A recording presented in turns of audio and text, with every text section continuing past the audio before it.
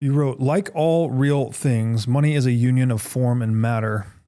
This is not some abstract theory of money, but a recognition of what money actually is in objective reality. While money exists materially as an object, it only comes into being formally through human creation and collective agreement. It belongs to both a natural category within reality and a social category within the human mind. Again, there's that betweenness. Yep. You go on to write, money's form comprises its universal functions, medium of exchange, unit of account, and store of value, while its matter consists of the tangible attributes and characteristics that allow it to serve these functions, paper bills, metal coins, or digital code. Overlooking this dual nature leads to the same philosophical traps that ensnare materialists, reducing money to either mere physical objects or abstract symbols. Without grasping its true nature, one inevitably falls into a false dichotomy, seeing money as either purely subjective or purely objective. Both views, incomplete and narrow, obscure the deeper reality of money's function, and more critically, its manipulation as a tool for immorally appropriating human work. I know we've already kind of talked about this, but it was a passage that really jumped out at me, so I thought I would read it again. Yeah. What is it about our failure to understand money as neither or either, or if you see it either purely subjective or either purely objective, what is it about that obfuscates it in a way that allows it to be used as a tool for expropriating human work? Yeah. So I think the best way to describe it, we'll just use two examples of both sides and we'll kind of show how it fails. So we'll just use Marx and Mises. Right? And I know Mises is, beloved to many people listening on this, and there will be a critique, but it's said with love. So if we objectify or we subjectify money, we're objectifying or subjectifying value. Right? We're saying it's either or, we're denying the bothness. We're denying that hylomorphic answer. So on the one hand, Marx, he completely objectifies it, right? His labor theory of value, he says it's literally the quantity, that's his words, quantity of labor equals value, right? So he's denying the subject. He's denying that money exists. It's just this it's all matter. It's just this thing that we dump into it. He's denying preference. He's denying function. Like, I might value this water more than you do because I'm more parched. Yes. We have to account for the subject. Yes, like that you have preferences, you have needs. Like, your needs are different than my needs, and where they meet is kind of where these exchanges of value come from. And so Marx completely objectifies it and denies the subject.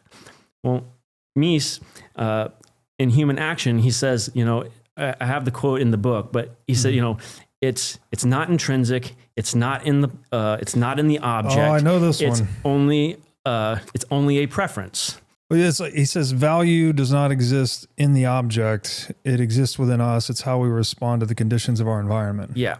And for everything that he gets right, I would say he goes one step too far there by denying the object. Like, that's what he's doing. When he says it's not in the object, well, the hylomorphic answer is that value exists in the object potentially. Yeah. And it takes the subject to actualize it. Yes. So it's like, it's between the subject and the object. It's putting the two together that makes that right. So yes. Yeah.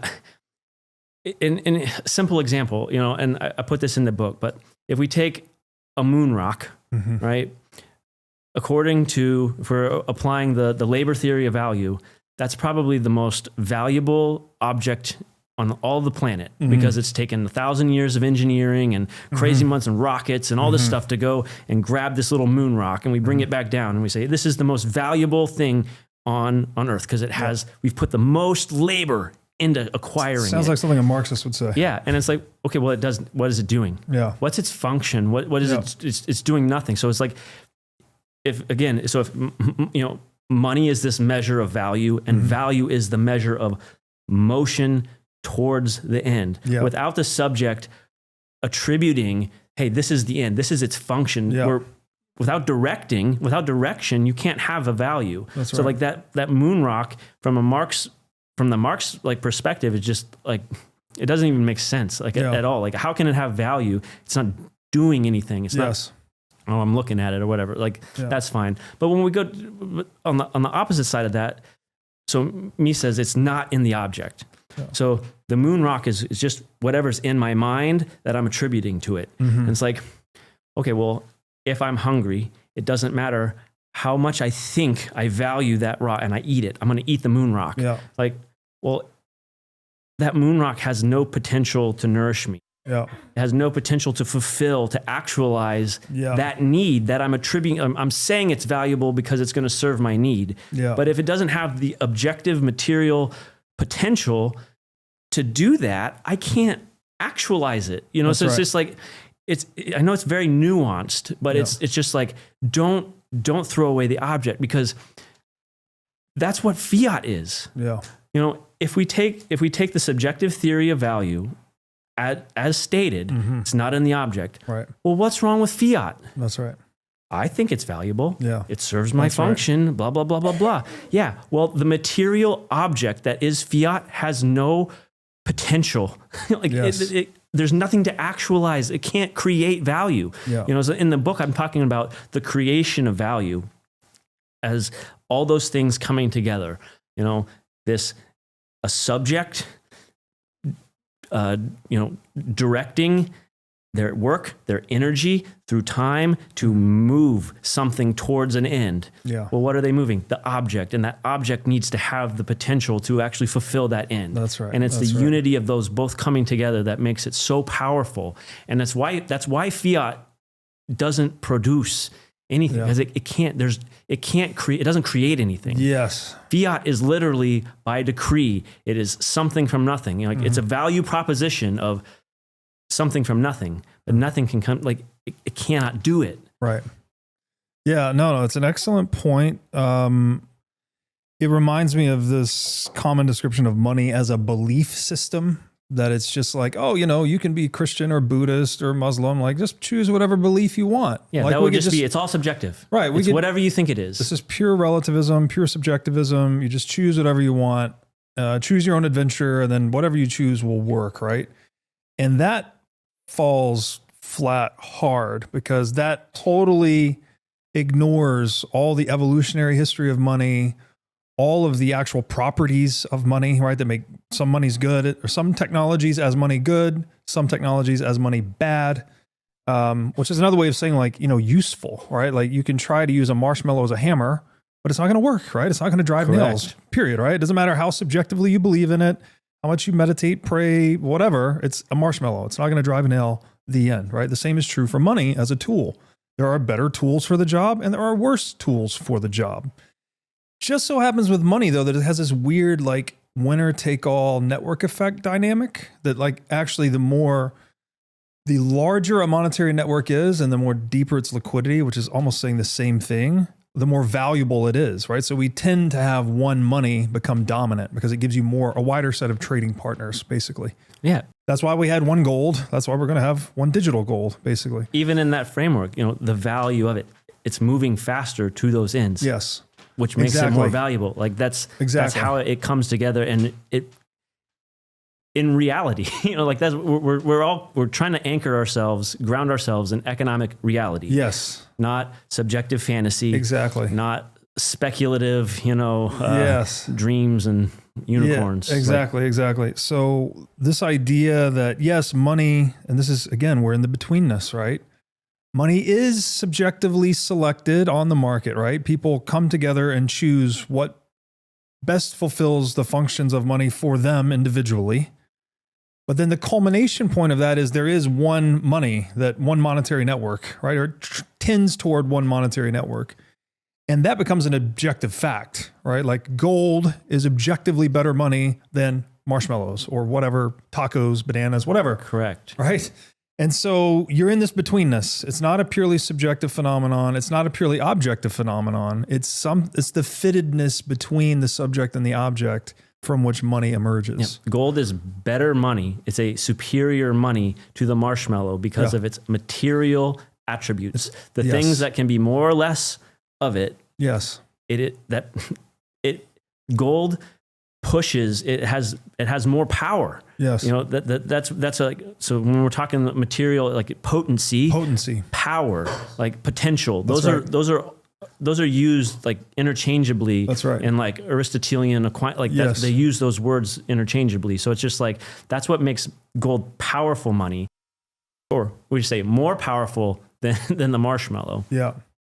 No, it's well said. And you have this excerpt that I think crystallizes it well in the book. You wrote, yes, theoretically, popcorn, uranium, or used coffee filters could be used as money, but in the objective reality of economic exchange, they are not. Their failure is not a matter of opinion, but a consequence of their practical inability to fulfill the universal functions of money. Calling a wet noodle a joist will not keep a structure from collapsing. Money that cannot bear the weight of its function is as useless as a rope made of sand. So, I mean, for me, this is just a really, like,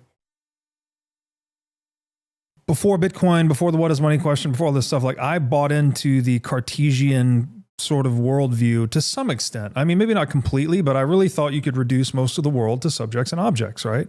You often hear people citing this in arguments. They're like, this is an objective fact. You can't argue with this. It's like, well, who chose the facts, right? What narrative is it supporting? Well, you know, there's all these subjective elements to whatever objective fact you've chosen. And so this is, for me, like highlighting the what is money question as a philosophically interesting pathway to go down, because you end up in this recognition that, oh, wait, this is a lot more complex than my super simplistic Cartesian worldview of, you know, I think, therefore I am, there are subjects and there are objects, and that's it. It's, again, there are things that are intercategorical, and money is one of these things. And so it teaches you to get deeper in your thinking, right? You get below subject-object duality into a more rich understanding of reality. I think you've done a great job spelling that out. Yeah. Sorry. I had a thought and then I was like, oh. No, it's all good. Unless you have a thought you want to share, I'll read another excerpt here. Go for it. Okay. So now I'm jumping ahead. I'm all the way up on page 110. Obviously, we're covering a lot of ground because I want to hit a lot in your book in one day. So we're not hitting all the fine detail. You write the following. In sum, the Federal Reserve serves a singular purpose, perpetuating the cycle of debt creation and monetary expansion. Every new dollar is born from an obligation, binding the system to an endless loop of credit issuance and repayment. Our monetary system is not anchored in genuine value or honest exchange, but in managed illusions. A carefully orchestrated spectacle of balance sheets and promises stacked on promises, designed to extract human productive energy while concealing the invisible chains that bind us. This entire infrastructure depends on the belief that value emerges from mere decree, a monetary gnosticism that denies natural law and the reality that work produces value. Next, we will see the moral wreckage that follows from elevating illusion over substance. What began as a tool to facilitate trade has become an instrument of control, ensnaring humanity in a system where autonomy is bartered for the illusion of security. And all of it is sustained by the fragile belief that the cycle will never break. Very powerful wording. Again, it's a little bit discontinuous here because now we're into the central banking fiat paradigm discussion, which we just kind of jumped out of the philosophical nature of money into that. So maybe you could provide a little bit of bridging between the two domains.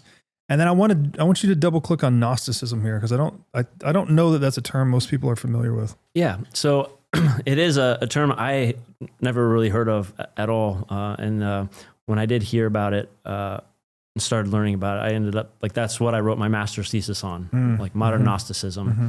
And it's the various types and its manifestations and I was captivated by the social problems and social issues of the day.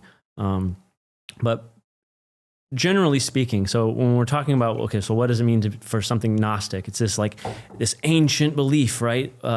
Well, simply put, it's just the idea that knowledge with a big K, right?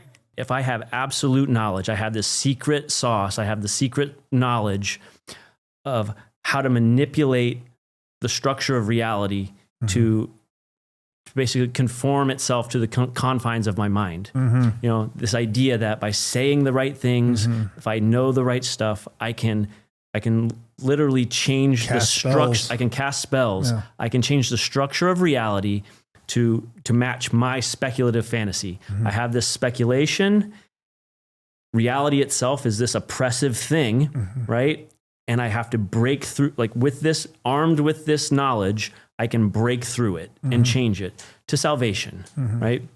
So that idea of Gnostics is, so we have some secret special sauce that can free ourselves, break through some oppressive reality to salvation. It's like, well, that's literally our modern monetary system.